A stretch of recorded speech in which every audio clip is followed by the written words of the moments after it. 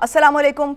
Insight with Fawad Khurshid के साथ मैं हूँ उस्मा खान रूमी। नाज़रीन, फवाद साहब की तबीयत की नासाजी के बायस मुझे ये ज़िम्मेदारी सौंपी गई है और आज हम कुछ बात करेंगे फ़ॉरेन पॉलिसी के हवाले से। तो फ़ॉरेन पॉलिसी के मैदान में अहम पेशरफ्त सामने आई है। वज़ीर-ए-आज़म इमरान खान 3 रोज़ा दौरे पर इस वक्त सऊदी अरब में मौजूद हैं। Army chief general Qamar Javed Bajwa भी इस वक्त सऊदी अरब में मौजूद हैं और अहम मुलाकातें जारी हैं। पिछले कुछ अरसे में पाक सऊदी अरब ताल्लुकात में सर्द महरी देखने में आई, जो कि इस दौरे के बाद गर्मजोशी में बदलती हुई दिखाई दे रही है। मौजूदा दौरा सऊदी अरब के हवाले से बहुत सी तवक्कुआत वाबस्ता की जा रही हैं कि और बहुत सारे जो मामलात हैं वो इसके साथ जुड़े हैं, और इन्हीं तवक्कुआत और ताल्लुकात पर बात करने के लिए साबिक वज़ीर ख़ारिजा खुर्शीद महमूद कसूरी साहब मौजूद हैं। खुर्शीद कसूरी साहब, बहुत शुक्रिया आपके वक्त का।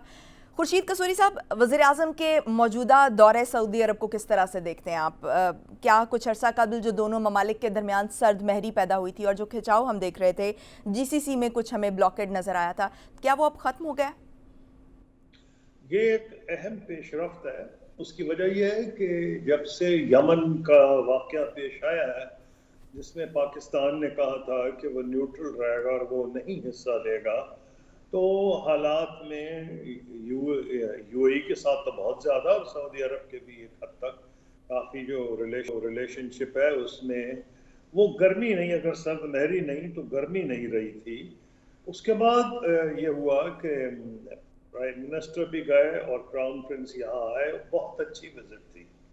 आपको याद होगा कि उन्होंने $20 बिलियन की इन्वेस्टमेंट भी की, का वादा किया, MOU साइन किए, और साथ उन्होंने ये कहा कि मिस्टर प्राइम मिनिस्टर, कुछ प्राइम मिनिस्टर से बात की, regard me as Pakistan ambassador in Saudi Arabia, यानी कि उनका मैं आपका सफीर हूँ, आपको किसी सफीर की जरूरत नहीं है सऊदी अरब में।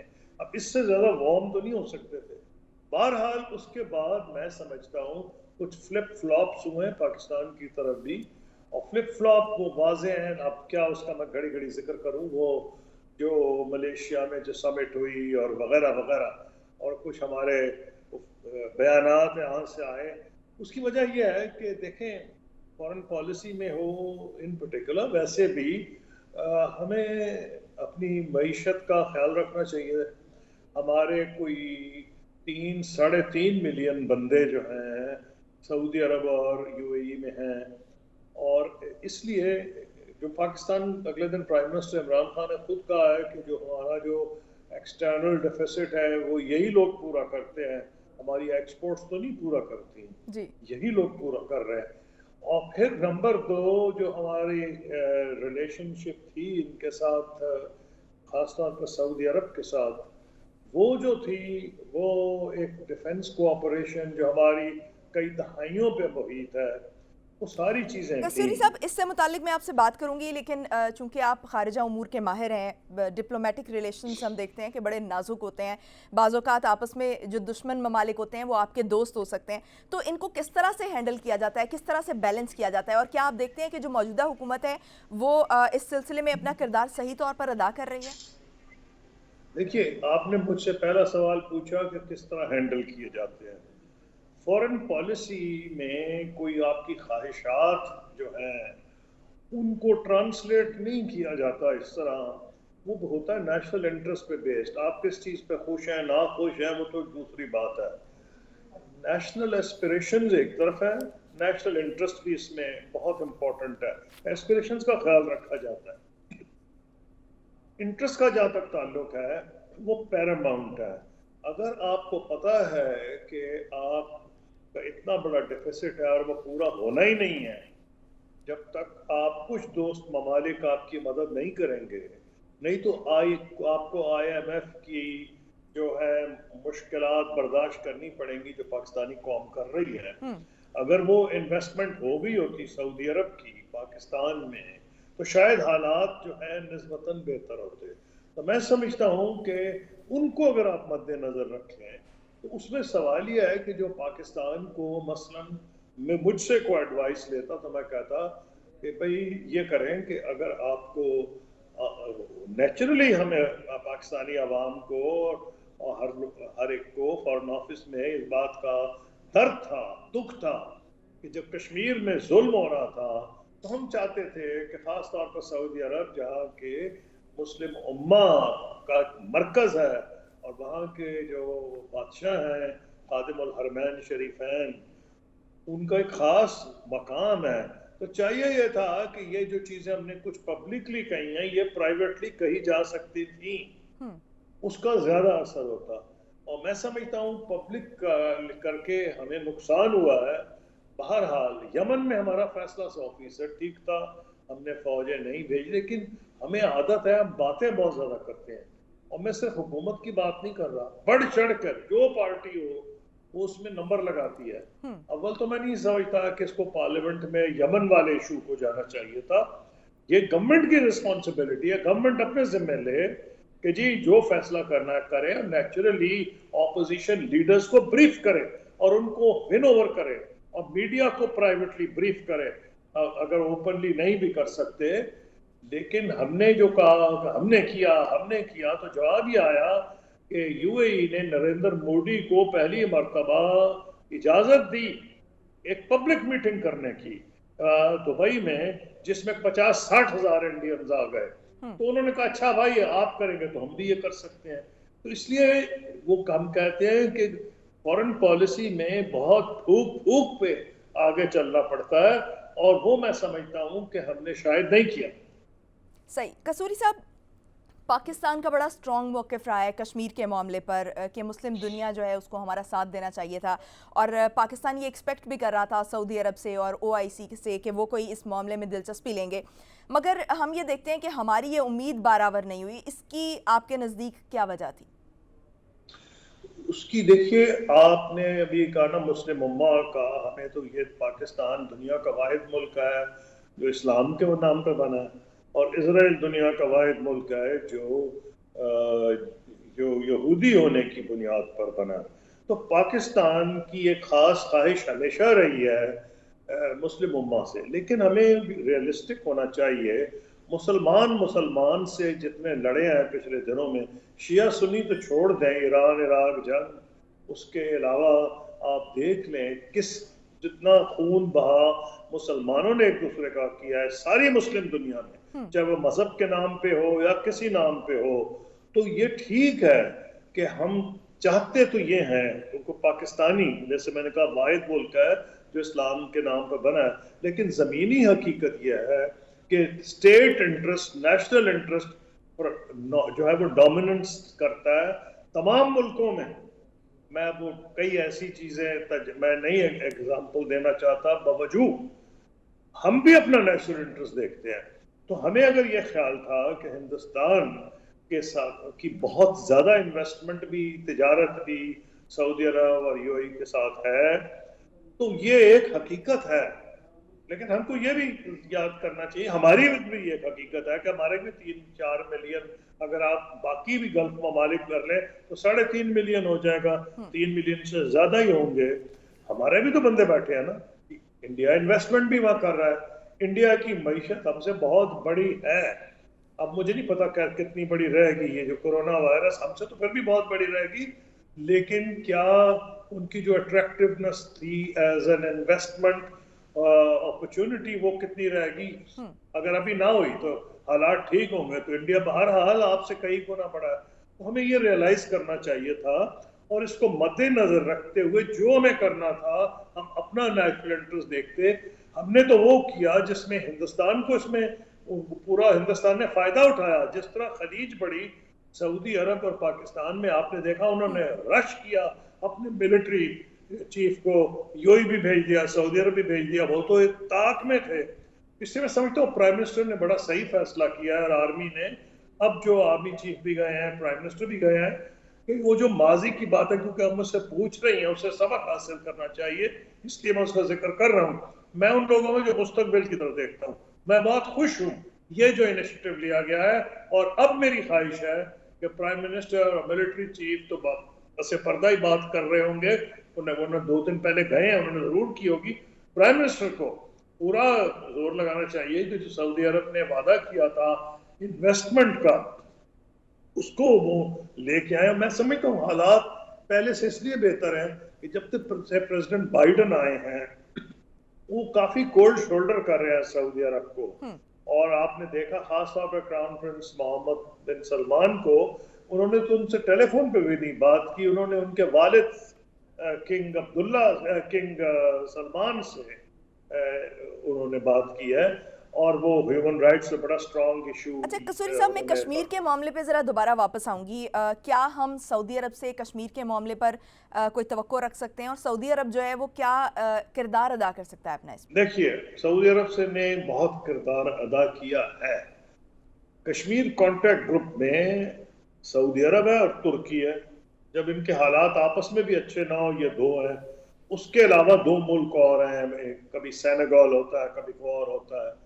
तो पॉइंट ये, कॉन्टैक्ट ग्रुप में कश्मीर में हैं, ये रेजोल्यूशन पास करते हैं कॉन्टैक्ट ग्रुप। हम जो तवक्को कर रहे थे वो ये कर रहे थे कि ये जो है कॉल करें ओआईसी की फॉरेन मिनिस्टर्स मीटिंग।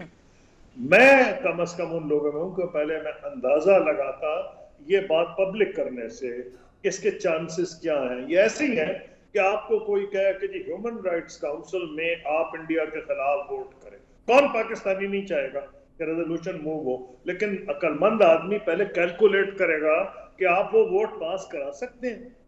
इससे अगर आप नहीं पास करा सकते तो आप ह्यूमन राइट्स काउंसिल में नहीं जाएंगे।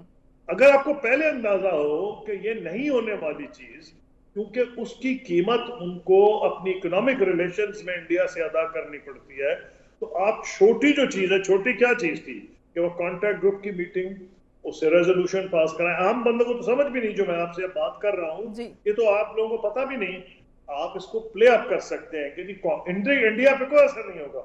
जहां हिंदुस्तान का ताल्लुक है, चाहे वो फॉरेन मिनिस्टर्स की मीटिंग हो जाए या कॉन्टैक्ट ग्रुप की मीटिंग हो, जो नरेंद्र मोदी का मूड उस वक्त था, जो वो जुल्म कर रहे थे आर्टिकल 370 जब उन्होंने एब्रोगेट किया आर्टिकल 35 को और कश्मीर का स्टेटहुड को खत्म किया है, उस पे आपकी ख्वाहिश जरूर हो सकती है। मेरी तो ख्वाहिश है कि यूनाइटेड नेशंस को यूएन रेजोल्यूशन इंप्लीमेंट कराने चाहिए। ये तो वो भी नहीं हो रहा। तो फॉरेन पॉलिसी में सब कहा, ये आपकी एस्पिरेशन ख्वाहिशात तो एक तरफ गई, आपने जमीनी हकायक को देखना पड़ता है। तो अगर आप अगर ओआईसी के कॉन्टैक्ट ग्रुप से मीटिंग करा के ओआईसी के सेक्रेटरी जनरल से बयान दिलवा दें तो आम लोगों पे इसका असर नहीं होगा। लेकिन अगर आप कहें कि हमने बुलानी है कॉन्फ्रेंस और आप ना बुला सकें, उसका असर होता है। तो कसूरी साहब मैं समझ गई हूँ। फैटफ में हमने देखा कि जो सऊदी अरब है उसने पाकिस्तान को सपोर्ट नहीं किया था, हालांकि उससे पहले पाकिस्तान को मुकम्मल सपोर्ट की यकीन दहानी कराई गई थी, लेकिन जब वोट की बारी आई तो उन्होंने नहीं किया। यानी इसका मतलब ये है कि आप ये कह रहे हैं कि ज़मीनी हकायक कुछ और हैं। ज़मीनी हकायक ये हैं कि इकोनॉमिक कंडीशंस देखनी है सऊदी अरब को, अपने मामला जो हैं वो कैलकुलेट करने और उन ग्राउंड रियलिटीज़ पर वो बेस करते हुए वो वोट को डिसाइड करेंगे। सिर्फ सऊदी अरब नहीं, सारी दुनिया करती है, पाकिस्तान भी ये करता है। इसलिए इसको छोड़े आप कि जी इसका मतलब ये है, उसका मतलब ये, मतलब बिल्कुल यही है जो मैं आप कह रही हैं और सही कह रही हैं कि हर मुल्क अपना नेशनल इंटरेस्ट देखता है, लेकिन इसमें ये मतलब नहीं है। देखें, दो चीजें हैं। एक है उम्मा। अगर आप रियाद की स्ट्रीट में, मक्का की स्ट्रीट में, किसी गली में चले जाएं, आप मराकश चली जाएं, मिस्र में कायरा चले जाएं, तुनिस चली जाएं, तो जो उम्मा है, जो सड़क पे बंदा, गली में बंदा मुसलमान, वो कश्मीर के भी हक में और फलस्तीन के भी हक में। आप अरबों से तवक्को कर रही हैं जिन्होंने फलस्तीन के मामले में, आप देख लें क्या मामला आता है, आपके सामने है। तो मैं कहता हूं फॉरेन पॉलिसी में, जिसका ये मतलब नहीं कि सऊदी अरब का दिल नहीं धड़कता कश्मीरियों के लिए। हाँ, वो उस हद तक नहीं जाएगा जिस हद तक पाकिस्तान तवक्को कर रहा है। और मैं इसलिए समझता हूं कि हमने सऊदी अरब से ताल्लुकात और यूएई से हमवार करने हैं, नहीं तो आप हिंदुस्तान के लिए मौका प्रोवाइड कर रहे हैं। क्या उसका कश्मीरियों को फायदा होगा? क्या पाकिस्तान को फायदा होगा अगर हिंदुस्तान का इन्फ्लुएंस सऊदी अरब और यूएई में बढ़े? तो फॉरेन पॉलिसीज अनफॉर्चुनेटली काफी इसमें झंझटें हैं जिनको आप सही है। नहीं कसूरी साहब, दिल धड़कना और बात है और ग्राउंड रियलिटीज कुछ और हैं। अच्छा कसूरी साहब, पाकिस्तान की सऊदी अरब के साथ जो स्ट्रेटेजिक रिलेशंस हैं जिनका आपने भी जिक्र किया, इसकी एक तारीख है, तवील तारीख है। मौजूदा सूरत हाल में जब FATF की तलवार भी हमारे सर पर लटक रही है, ग्रे लिस्ट से निकलने की हम कोशिशें भी कर रहे हैं, और यूरोपीय पार्लियामेंट में पाकिस्तान के खिलाफ करारदाद भी जो मंजूर हुई है, इस सूरत हाल के तनाजुर में जो ये ताल्लुक है ये क्या शक्ल इख्तियार करेगा? देखिए, इसमें सऊदी अरब एक इम्पोर्टेंट रोल अदा कर सकता है। सऊदी वॉइस इम्पोर्टेंट है, चाहे वो प्रेसिडेंट बाइडन को पसंद हो या ना हो। सारे वेस्ट में उसकी है एक इम्पोर्टेंस, यूएई की भी है। तो हमें चाहिए इनकी सपोर्ट। आपने लास्ट टाइम कहा कि जी वो उन्होंने वोट नहीं दिया जी। उसकी शायद ये मैंने इतना, आपने तो प्रोग्राम किया तो आपने बड़ा डायरेक्टली इसको स्टडी किया है, लेकिन मैं तज्जिया कर सकता हूँ उस वक्त हमारे को हालात बहुत अच्छे नहीं थे। ये उसी वक्त की बात शायद होगी कि उससे पहले हमने कहा था मलेशिया जाएंगे और फिर हम मलेशिया नहीं गए। जी। तो पॉइंट ये है कि सऊदी अरब अपना गुस्सा दिखा रहा था, जिस तरह आप अपना गुस्सा दिखा रहे थे कि भाई अगर OIC नहीं तो हम फला फला को बुला लें। तो इसलिए मेरा कहना यह है कि गुस्से में तो बंदा बहुत कुछ कर जाता है, इंसान भी और हुकूमतें भी। हमें ये देखना है कि पाकिस्तान का मफाद और कश्मीरियों का मफाद किस तरह आगे लेके जाया जा सकता है। सही। तो कसूरी साहब, अब जबकि आर्मी चीफ भी इस वक्त सऊदी अरब में मौजूद हैं और वज़ीर आज़म इमरान खान भी मौजूद हैं, तो क्या जो मौजूदा दौरा है इन दोनों का पाक भारत ताल्लुकात के तनाजुर में देखा जा सकता है? बिल्कुल देखा जा सकता है, और ये इंडिया पसंद नहीं करेगा ये जो दौरा है। और इसलिए कि जी मैं आज खबर आई थी, आज के सुबह अखबारों में नहीं, लेकिन मेरा ख्याल है दिन के वक्त शायद चीफ ऑफ आर्मी स्टाफ की क्राउन प्रिंस से भी मीटिंग हुई है। I don't know if it's correct, लेकिन मेरे ख्याल है, मुझे ये बताया गया है। अच्छा, अगर मीटिंग हुई है, लास्ट टाइम नहीं हुई थी, लास्ट टाइम उनकी डिप्टी डिफेंस मिनिस्टर से हुई थी, अब क्या हुई है। ये हिंदुस्तान बिल्कुल पसंद नहीं करेगा, क्योंकि उनका जो डिफेंस मिनिस्टर गया था उसको डिप्टी डिफेंस मिनिस्टर ने भी नहीं रिसीव किया था। अब फर्क आपके सामने वाज़ेह हो जाएगा। हालांकि हमारे ताल्लुकात अच्छे नहीं थे उस लिहाज से कि टेंशन थी, तब बुरे तो कभी भी नहीं हुए सऊदी अरब के साथ, लेकिन टेंशन जरूर थी। उस वक्त भी इंडिया के डिफेंस मिनिस्टर को उनके डिप्टी डिफेंस मिनिस्टर ने भी रिसीव नहीं किया, इंडिया के मिलिट्री चीफ को, जहां तक मेरी याददाश्त है उनको उनके मनसब ने रिसीव किया था। आर्मी चीफ जनरल बाजवा को उस वक्त भी डिप्टी डिफेंस मिनिस्टर ने किया, और आज क्राउन प्रिंस ने किया प्राइम मिनिस्टर के जाने से पहले। तो एक पॉजिटिव इंडिकेशन है। अच्छा कसूरी साहब, फॉरेन पॉलिसी के शोबे में जो बैकडोर चैनल्स होते हैं इनकी बड़ी अहमियत होती है। जनरल फैज़ और रॉ चीफ की मुलाकातें भी जो 2 साल से पहले UK में और UAE में होती रही हैं, ये मुलाकातें जो है वो शाह महमूद कुरैशी के मुताबिक ये सूरत हाल से आगाही के लिए होती हैं, दोनों ममालिक की जो सूरत हाल है उससे आगाह होना होता है, और ये मुफीद होती हैं। इन बैक चैनल राबितों पर आपका क्या मौक़िफ़ है? मेरा मौक़िफ़ यह है कि होने चाहिए। मैं क्योंकि आदत नहीं गोल मोल बातें करने की, बिल्कुल होने चाहिए। उसकी वजह क्या है, दोनों न्यूक्लियर पावर्स हैं, ठीक, दोनों में गुर्बत बढ़ रही है। दोनों के जो पॉलिटिशियंस हैं वो और बातें करते हैं पब्लिक को बेवकूफ बनाने के लिए, और कमरों में कुछ और करते हैं। पाकिस्तान की सारी हुकूमतें, सारी पार्टियां चाहती हैं कि इंडिया से ताल्लुकात अच्छे हों, लेकिन पब्लिकली आके कुछ और। अगर एक बड़ा इंपॉर्टेंट सवाल मेरे ज़हन में, एक हुकूमत जब पावर में होती है वो काम कर रही होती है तो सारी ऑपोजिशन की टांगें खींचने लगती है, फिर वो जब ऑपोजिशन में हो जाती है तो हुकूमत की टांगें खींचती है। ये एक बड़ी बदकिस्मती है। हालांकि मैंने कभी ऐसे नहीं किया कि तनकीद बराए तनकीद ऑपोजिशन पे, बिल्कुल बेवकूफ़ी की बात है। तो मैं समझता हूं कि ये बिल्कुल ठीक है, और ऑपोजिशन को पता है कि ये ठीक है, कि ये होने चाहिए। अब मसला ये है कि कश्मीर का जो सेटलमेंट है वो हवा में से तो नहीं होगी ना, अगर कोई बात ही नहीं करेगा। कसूरी साहब, आपकी इसी बात से रेलेवेंट एक जो सवाल है मेरे जहन में आता है कि हम ये देखते हैं कि जो ही एक जमहूरी हुकूमत आती है और पाक इंडिया ताल्लुकात में कुछ बेहतरी नज़र आने लगती है, तो हमारे जो सिविल मिलिट्री ताल्लुकात हैं उनमें ख़राबी पैदा होती है, और फिर जो है वो मार्शल लॉ लग जाता है, और मार्शल लॉ के दौरान भी फिर दोबारा से इंडिया के साथ ताल्लुकात बेहतर करने की कोशिशें जो हैं वो नए सिरे से शुरू होती हैं, और ये मामला जो हैं वो हम देखते हैं कि जहाँ ख़त्म होते हैं वहाँ से आगे शुरू ही नहीं हो पाते, या फिर उससे आगे नहीं बढ़ पाते। इसको देखें, मैंने पूरा चैप्टर लिखा अपनी किताब में। पहले कश्मीर के ऊपर पाकिस्तान आर्मी की टोटल सपोर्ट थी, एक तो ये बात है। नंबर 2, आपने कहा कि जब वो सिविल हुकूमतें बेहतर करने की कोशिश करें तो गड़बड़ शुरू हो जाती है। देखिए, इसमें यह है कि we give you very frank and honest answer. जहां जिन मुल्कों में, और ये सिर्फ पाकिस्तान की नहीं है, ये आप अमेरिका की देख लें, हिंदुस्तान की देख लें, मैं आपको एग्जांपल्स देता हूँ। जी।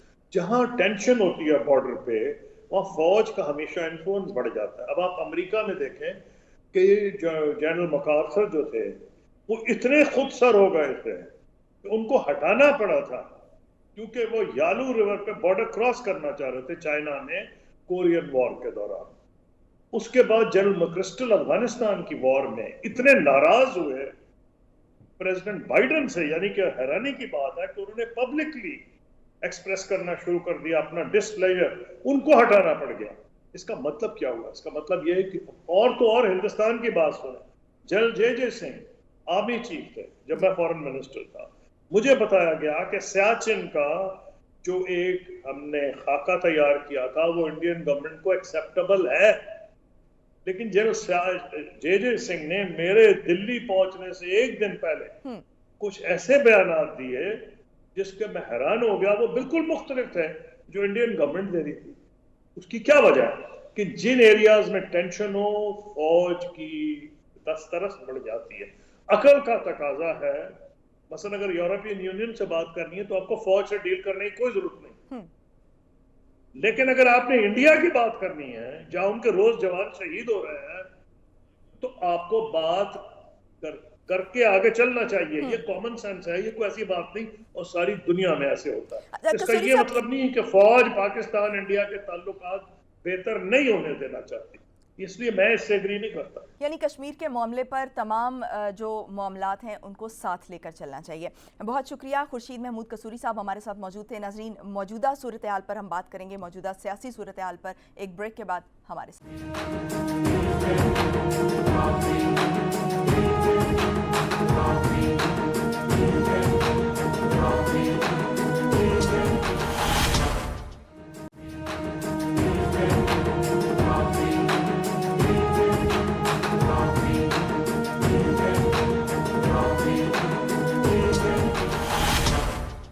ब्रेक के बाद खुशामदीद। नाज़रीन, मौजूदा सियासी सूरत हाल पर बात करेंगे। हल्का NA 249 के इंतखाब में जो वोटों की दोबारा गिनती का अमल है वो एक बार फिर मुतनाज़ा हो चुका है। इलेक्टोरल रिफॉर्म्स पर हुकूमत इनिशिएटिव ले चुकी है, लेकिन अपोजिशन के कुछ तहफ़्फ़ुज़ात हैं और जो इलेक्ट्रॉनिक वोटिंग है उसके अमल को वजाहत करके हुकूमत इस वक्त कोशिश कर रही है कि अपोजिशन के तहफ़्फ़ुज़ात को दूर करें, मगर अपोजिशन की जानिब से मुसलसल तहफ़्फ़ुज़ात का इजहार किया जा रहा है। इन तहफ़्फ़ुज़ात के हवाले से और NA 249 में री वोटिंग के हवाले से गुफ्तगू करने के लिए हमारे साथ मौजूद हैं रहनुमा मुस्लिम लीग नून राना एहसान अफजल साहब। राना साहब, बहुत शुक्रिया आपके वक्त का। राना साहब, नून लीग की दरख्वास्त पर दोबारा वोटों की गिनती का अमल शुरू हुआ था, मगर जो मामला है वो हम देख रहे हैं कि तनाज़े का शिकार हो रहा है। अगर इस रीकाउंटिंग के सिलसिले में इसके नतीजे के बाद जो है वो नून लीग जीत जाती है, तो क्या तब भी आप इसका बायकॉट करेंगे? देखिए, इसका बायकॉट करने की एक टेक्निकल वजह है, और वो वजह ये है कि खाली वोटों को काउंट करने से प्रॉब्लम सॉल्व नहीं होता। हमने कहा था कि फॉर्म 46 भी हमारे साथ शेयर किए जाएं। फॉर्म 46 ये होते हैं कि कितने बैलेट्स इशू हुए, उसमें से कितने इस्तेमाल हुए और कितने बकाया बच गए। तो वोटों की खाली गिनती करने से आप ये तो तयन कर सकते हैं कि वोट कितने किसको पड़े, लेकिन ये इस चीज का तयन नहीं हो सकता कि बैलेट पेपर्स जो इशू हुए थे उसमें से अगर कुछ वोट निकाल के इधर डाल दिए गए और कुछ वोट जाया कर दिए गए। तो फॉर्म 46 बड़ा अहम है कि काउंटर फॉइल्स का चेकिंग करना बड़ा अहम है। तो इस टेक्निकल बुनियाद की वजह से बायकॉट किया गया। और दूसरी जो मेजर वजह थी वो ये थी कि जब पोलिंग बैग हमारे पास आया, जिसके अंदर जो सील शुदा होना चाहिए, तो उस पर सील नहीं लगी हुई थी। तो जब उनसे पूछा गया कि इस पे सील क्यों नहीं लगी, तो उन्होंने कहा जी ये गिर गई होगी। तो ये तहफ़्फ़ुज़ात हमने शेयर किया। आरओ साहब को कहा कि आप हमारे साथ फॉर्म 46 शेयर करें, आप हमारे साथ जो है जो बैलेट का जो हिसाब है वो शेयर करें। तो वो जब उन्होंने मना कर दिया तो हमने कहा कि खाली वोट काउंटिंग से या वोटों की गिनती से वो मकसद नहीं पूरा होता जिसके लिए जो है ये रीकाउंटिंग कराई गई। तो राना साहब, मेरा सवाल ये था कि अगर इस रीकाउंटिंग के नतीजे में मुस्लिम लीग नून जीत जाती है तो क्या तब भी आप बायकॉट बरकरार रखेंगे?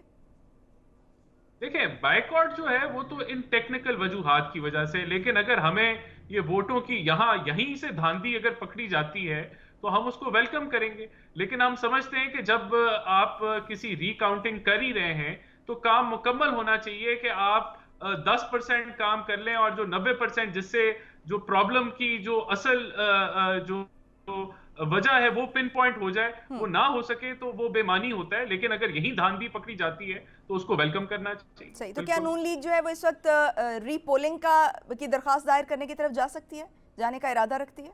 देखिए, अभी तक तो हमने ऐसा फैसला नहीं किया। अभी तो हमने ईसीपी को हमने अपनी जो दरखास्तें जमा कराई हैं मिफ्ता साहब की, वो यही है कि हमें काउंटर फॉइल को चेक करने की इजाजत दी जाए, हमें फॉर्म 46 जो है उसके मुताबिक वो जो है वो बैलेट पूरे करने का और उनकी काउंटिंग भी मुकम्मल करना दी जाए। तो अभी तो हमारी यही दरखास्त है और हम उम्मीद करते हैं कि ईसीपी हमें इस चीज की इजाजत दे देगी। सही। तो राना साहब, इलेक्टोरल रिफॉर्म्स की बड़ी बात हो रही है 2016 से, बल्कि उससे भी पहले से नून लीग इंतखाबी इस्लाहात की बात करती आ रही है, और अब जबकि हुकूमत जो है वो इलेक्टोरल रिफॉर्म करने के लिए आ रही है, इनिशिएटिव ले चुकी है, तो हुकूमत के साथ बैठने पर इस वक्त नून लीग को एतराज़ क्यों है? देखिए, इसमें दो तीन वजूहात है। पहली वजह यह है कि हमने भी इलेक्टोरल रिफॉर्म्स का 2018 से हम कह रहे हैं, और हमारा ये मौक़िफ़ था कि आप 2018 के इलेक्शन का मुआयना करें, उस पे देखा जाए और फिर उसके जो नुक्स हैं उसके मुताबिक आगे आप लेके चलें कि इलेक्टोरल रिफॉर्म्स आए। 3 साल हो गए, कोई कमेटी जो है जो बनी पार्लियामेंट में, उसकी एक मीटिंग नहीं हुई और कहीं वहां जो है जो है आगे मामला नहीं बढ़ा। दूसरा हमारा ये पॉइंट है कि हम इलेक्टोरल रिफॉर्म्स के हक में हैं, हम हामी हैं, लेकिन जो हुकूमत का रवैया रहा है ऑपोजिशन के साथ, एक ट्रस्ट डेफिसिट है, एक वर्किंग डेफिसिट है। तो हम समझते हैं कि ये जो इलेक्शन कमीशन है उसको इसके अंदर इन्वॉल्व किया जाए।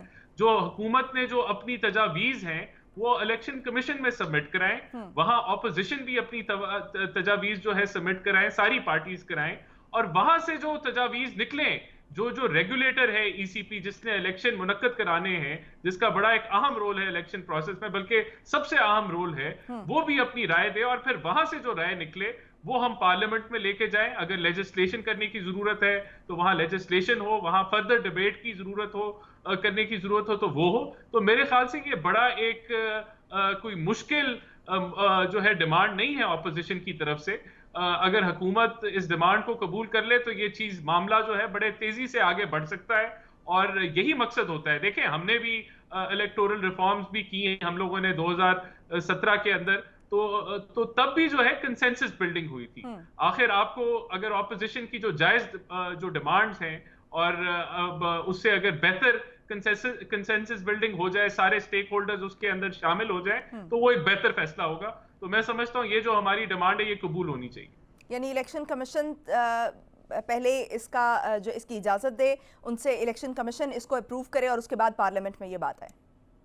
नहीं, देखिए, कोई अप्रूवल नहीं हम मांग रहे हैं इलेक्शन कमीशन से। हम कह रहे हैं जो तजावीज अभी ये कहते हैं कि हम जो है ई वोटिंग कराना चाहते हैं, यही तजावीज ये ईसीपी के सामने रखें, वहां डिबेट का एक फोरम बने, वहां डिबेट हो, और वहां से जो तजावीज निकले जो जो सारे स्टेक होल्डर्स को इन्वॉल्व करें बाशमूल ईसीपी, वो जो फिर वहां से तजावीज आप पार्लियामेंट में ले जाएं, वो हमें काबिल कबूल। तो इससे क्या फर्क पड़ता है कि पार्लियामेंट में पहले डिबेट हो या ईसीपी में पहले डिबेट हो? ईसीपी में पहले डिबेट हो, ईसीपी का जो है वहां फोरम सेट हो कि किस तरीके से आगे हम इन रिफॉर्म्स को लेके जाना चाहते हैं, और वहां से जो तजावीज निकले वो असेंबली में जाएं, और असेंबली के अंदर अगर दोबारा डिबेट की जरूरत है तो दोबारा हो, वरना हम उसके मुताबिक जो है वो लेजिस्लेशन कर लें। अच्छा राना साहब, शहबाज शरीफ को लंदन जाने की इजाज़त मिल गई है मेडिकल ग्राउंड्स पर, तो क्या हम इससे ये एक्सपेक्ट कर सकते हैं कि नवाज शरीफ की वापसी की कोई राह हमवार हो सकती है, कोई बैक चैनल राबते? देखिए, शहबाज शरीफ साहब को इन्होंने ब्लैक लिस्ट में डाला हुआ था, और अमूमन ब्लैक लिस्ट में या आप जो है टेररिस्ट को डालते हैं या जो एंटी स्टेट एलिमेंट्स होते हैं वहां डालते हैं। तो ये पीटीआई हुकूमत की एक इलीगल तरीके से एक ऐसे आदमी को डाला जो कि चीफ मिनिस्टर रह चुके हैं, और उसने बेहतरीन जो है अपने टेन्योर के अंदर इस मुल्क के लिए और उस सूबे के लिए काम किया। तो वहां से हम लोग हाई कोर्ट से हमें इजाजत मिली है, और हर पाकिस्तानी शहरी को इजाजत होती है कि वो जाए, अपना जिस तरह नकलो हरकत मुल्क से बाहर करनी है वो करे। यहाँ बदकिस्मती है इस मुल्क के अंदर के कभी एहसन इकबाल, कभी खाकान अब्बासी और जितने ऑपोजिशन के लीडर्स हैं उनको ECL में डाल दिया जाता है, इसलिए नहीं कि उनके खिलाफ कोई ऐसे शवाहिद हैं या कोई ऐसा केस बना हुआ है जो मुस्बत हो, लेकिन इसलिए कि पॉलिटिकली उनको विक्टिमाइज किया जाए। तो मैं समझता हूं कि ये एक मुस्बत फैसला है लाहौर हाई कोर्ट से, और वो जाएंगे और वापस आ जाएंगे। इसमें कोई जो है, हमने इसको एक अनोखा काम बना दिया है कि अगर सियासतदान बाहर जाना चाहे तो उसको पॉलिटिकली विक्टिमाइज करे, तो ये बेहतर फैसला है। जहां तक नवाज शरीफ की बात है, नवाज शरीफ साहब जब अपनी सर्जरी करा लेंगे और जब उनकी सेहत उनको इजाजत देगी तो वो जरूर पाकिस्तान वापस आ जाएंगे। ज़रूर पाकिस्तान वापस आ जाएंगे। अच्छा राना साहब, एक मरतबा फिर मैं NA 249 बल्कि ज़िमनी इलेक्शंस, बाई इलेक्शंस जितने भी हुए हैं उनके हवाले से बात करना चाहूँगी कि हमने एक रिवायत देखी माजी में कि जो सिटिंग गवर्नमेंट होती है वो हमेशा ये इलेक्शंस जीतती है, लेकिन इस मरतबा हमने ये तब्दीली देखी। तो क्या हम ये समझ सकते हैं कि क्या हम इससे ये समझें और ये ख्याल करें कि इस बार जो ज़िमनी इलेक्शंस हुए हैं वो फ्री एंड फेयर हुए हैं? देखिए, जो हमारा इलेक्शन का सिस्टम है उसके अंदर अगर जो लॉज जो ऑलरेडी एग्जिस्ट करते हैं वो इतने अच्छे लॉज हैं कि अगर उनकी इम्प्लीमेंटेशन ECP प्रॉपरली करे तो फ्री एंड फेयर इलेक्शंस हों। ये इलेक्शन का फ्री एंड फेयर होना जो है इंतजामिया के ऊपर डिपेंडेंट है, ECP की इम्प्लीमेंटेशन ऑफ लॉ के ऊपर डिपेंडेंट है, और कोई ऊपर से यानी कि कोई इंटरफेरेंस ना करे उसमें, उसके ऊपर डिपेंडेंट है। तो जहां ये चीजें नहीं होती तो ये लॉज काफी हैं कि फ्री एंड फेयर इलेक्शन हो। ये बात वाकई दुरुस्त है कि जो जिमनी इलेक्शंस होते हैं उसमें लोग हुकूमती पार्टी को वोट इसलिए देते हैं क्योंकि कोई भी अगर उनका तरक्कियाती काम है वो हुकूमती फंड से ही मुमकिन होता है। लेकिन ये बड़ी एक अजूबा है कि हुकूमत पिछले जो 10 इलेक्शंस है उसमें मेजॉरिटी जो है ऑपोजिशन जीती है, और उसकी वजह ये जानते हुए लोगों ने उनको वोट डाला कि उनको ये ऑपोजिशन के जो लोग हैं तरक्कियाती कोई रिलीफ नहीं दे सकेंगे, उनकी सड़कें नालियां जो है वो नहीं बना सकेंगे। लेकिन इस चीज के बावजूद वो फोरगो करते हुए उन्होंने ऑपोजिशन को जो है वो सिलेक्ट किया है, जो कि एक अदम एतमाद है कौम का, उन इलाकों का इस हुकूमत के ऊपर। और ये चारों सूबों की यही आवाज आई है कि उन्होंने PTI के कैंडिडेट्स को रिजेक्ट किया। यानी जो मुदाखलत का इल्ज़ाम है वो इस बार नहीं लगाया जा सकता। देखें, आपने जो सिंध में इलेक्शन है उसके अंदर बहुत सारी बेजाब्तियां हैं, वो हमने हाईलाइट की कि आपके 167 फॉर्म 45 ऐसे थे जिनके ऊपर किसी भी पोलिंग एजेंट के साइन नहीं थे। 30 ऐसे फॉर्म्स थे जिसके अंदर जो है RO ऑफिस में सबमिट अलहदा रिजल्ट हुआ, हमारे पास मुख्तलिफ रिजल्ट है। तो बेजाब्तियां तो हुई हैं, लेकिन बिल्कुल कहा जा सकता है कि ये जो पूरी जब जिमनी इलेक्शन में पूरी कौम का फोकस उनके ऊपर होता है, मीडिया का फोकस उनके ऊपर होता है, तो वो बेहतर इलेक्शन हुए। लेकिन आपने डस्का को भी देखा, डस्का के अंदर किस तरीके से प्रिजाइडिंग ऑफिसर्स को हाईजैक किया गया। तो हुकूमत ने तो पूरी कोशिश की, लेकिन मैं समझता हूं कि ऑपोजिशन, मीडिया ने अपना फाल किरदार अदा करके, और ECP ने भी जो बेहतर जो है जहां उन्होंने अपने लॉज को इंप्लीमेंट किया है और भरपूर तरीके से किया है, वहां बेहतर नतीजा आए। इलेक्शन जो है वो ज्यादा बेहतर आया, लॉ एंड ऑर्डर की सिचुएशन भी नहीं आई। लेकिन जहां उन्होंने लूज खेला वहां जो है वो हालात खराब हुए। डस्का में अमवात भी हुई, लोग जो है वो मारे गए, जो कि नहीं होना चाहिए था, अफसोसनाक वाकया था। अच्छा राना साहब, PDM में पीपल्स पार्टी की वापसी के क्या चांसेस हैं? नून लीग किस तरह से वेलकम करेगी नून लीग पीपल्स पार्टी को, अगर पीपल्स पार्टी जो है वो PDM में वापस आती है? बल्कि पीपल्स पार्टी तो ये कह रही है कि हम PDM का हिस्सा हैं। देखिए, ये अच्छी खुशाइन बात है। हमारा पीपल्स पार्टी हदफ नहीं है, हमारा हदफ जो है वो ये हुकूमत है और वो निज़ाम है जो हाइब्रिड निज़ाम है, जो आइन की इम्प्लीमेंटेशन नहीं होने देता। तो हम तो अगर पीपल्स पार्टी उसका दोबारा हिस्सा बनना चाहती है, मोर देन वेलकम। हमारा जो इख्तलाफ था वो ये था कि एक ऑपोजिशन लीडर की सीट के लिए बगैर PDM से मुशावरत किए हुए, बगैर आपस में कंसेंसस बनाए हुए आपने हुकूमती हमायती पार्टियों से जाके वोट लिए, जो कि हमारा जो कोलिशन था उसको जो है वो धचका पहुंचाता था। और हमारे जो नुकात थे कि हमने हुकूमत से हाथ नहीं मिलाना, और खास करके उन रियासती इदारों से जो सियासत में मुदाखलत करते हैं उनका हमने साथ नहीं लेना। तो ये जो प्रॉब्लम आया, ये इसी की हमने एक्सप्लेनेशन मांगी है। वो उनको चाहिए कि वो इसकी एक्सप्लेनेशन देके PDM का जरूर हिस्सा बने, क्योंकि जो PDM से बाहर जाएगा वो लॉन्ग रन में नुकसान हासिल करेगा, क्योंकि PDM जो है वो पाकिस्तान की बेहतरी के लिए बनी है, पाकिस्तान के आइन की इम्प्लीमेंटेशन के लिए है, आज़ाद जुडिशरी के लिए, आज़ाद मीडिया के लिए। सही, बहुत शुक्रिया। राना एहसान अफजल के साथ मौजूद थे। नाजरीन, प्रोग्राम का वक्त ख़त्म हो गया है, मुझे दीजिए इजाज़त। पाकिस्तान की हमेशा पाइंदगी की दुआ के साथ, अल्लाह हाफ़िज़ नासिर।